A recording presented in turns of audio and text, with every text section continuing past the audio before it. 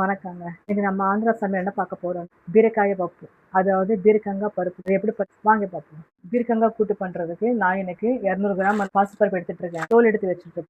3 தக்காளி, ஒரு வெங்காயம், 5 பச்சை மிளகாய், கொஞ்சோண்டு புளி, 5, 6 பல்லு பூண்டு, கொஞ்சோண்டு கருவேப்பு, மிளகாத்தூள், மஞ்சத்தூள், தேவையான அளவு எண்ணெய். ஸ்டார்ட் பண்ணுவோம். முதல்ல நான் என்ன பண்ணேன்னா, பாசிப்பருப்பு இல்லையா, அது குக்கரில் போட்டு 2 டைம்ஸ் நல்லா வாஷ் பண்ணி எடுத்துக்கோங்க. அதில் தக்காளி கட் பண்ணி சேர்த்துக்கோங்க. பெருசாக கட் பண்ணாலும் பரவாயில்ல, இல்லை தானே சீக்கிரமாக வெந்துடும். பச்சை மிளகா அப்படியே போட்டாலும் பரவாயில்ல. நான் என்ன பண்ணேன்னு 1க்கு 2 கட் பண்ணி போடுறாங்க. பூண்டு சில பேர் என்ன பண்ணுவாங்கன்னா தாளிக்கும் போது போடுவாங்க. அந்த மாதிரி பண்ணோம்னா பசங்க சாப்பிட மாட்டாங்க, அதை எடுத்து ஓரமாக போடுவாங்க. இந்த மாதிரி குக்கரில் பருப்பு வேகும் போது போட்டோம்னா அது அப்படியே நல்லா வெந்துடும். பசங்க தெரியாமல் ஒரு சாப்பிடுவாங்க. 1 ஸ்பூன் அளவுக்கு மிளகாத்தூள் போடுறோம். 1/4 ஸ்பூன் மஞ்சள் தூள், கொஞ்சோண்டு கல்லுப்பு போட்டால் தான் கொஞ்சம் டேஸ்ட்டாக இருக்கும். 1 ஸ்பூன் எண்ணெய் சேர்த்துக்கிறேன். இந்த பருப்பு சீக்கிரமாக வெந்துடும். கட் பண்ணி வச்சுருக்க பீர்க்கங்காய் சேர்த்துக்கிறேன்.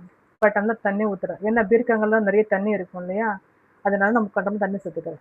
மூடி போட்டு அடுப்பு பற்ற வச்சுட்டு ஒரு 4 விசில் விட்டுக்கோங்க போதும். பொதுவாக என்ன சொல்லுவாங்கன்னா, இந்த வெயில் வந்துச்சுனாலே நம்மளுக்கு உடம்புல நீர் சத்து கம்மியாக இருக்கும். அதே மாதிரி நம்ம குளிர்ச்சியான பொருள் தான் எடுத்து சாப்பிடணும்னு சொல்லுவாங்க இல்லையா. இப்போ நம்ம செய்கிறது பாசிப்பருப்பு. அது உடம்புக்கு நல்லா குளிர்ச்சி தரும்.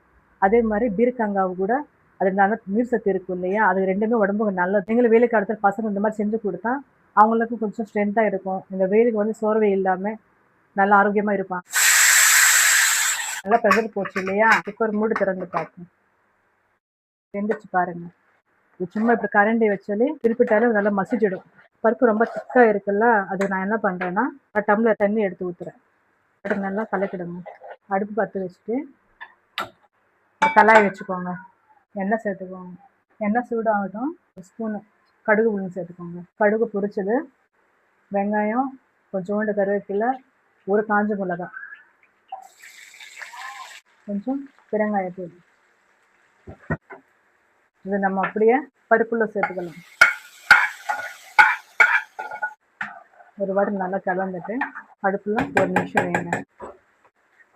கொஞ்சம் உப்பு செக் பண்ணிவிடுங்க. எனக்கு கொஞ்சம் உப்பு கம்மியாக இருக்குது. இப்போ கல்லுப்பு சேர்த்து அது கரையிறது கொஞ்சம் லேட் ஆகும். அதனால் நான் சால்ட் உப்பு சேர்த்துக்கிறேன். இந்த அளவுக்கு ஒரு கொதி வந்தது. ஒரு வாட்டை கிளறிட்டு ஸ்டவ் ஆஃப் பண்ணிவிடுங்க. பாருங்கள், இந்த ஆவி பறக்க சூடாக சாதத்தோட நம்ம செஞ்ச தேங்காய் பாசிப்பருப்பு கூட்டு காம்பினேஷன் தான். எனக்கு வெண்டைக்காய் பொரியல் தாங்க வச்சேன்.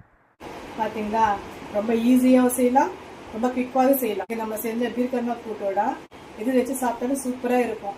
ஊறுகாய் வச்சு சாப்பிட்டாலே அருமையாக இருக்குங்க. நீங்களும் ட்ரை பண்ணி பார்த்துட்டு எப்படி இருக்குன்னு கொஞ்சம் கமெண்ட்ல சொல்லுங்கள். பாருங்க, மீண்டும் அடுத்த வீடியோவில் சந்திப்போம்.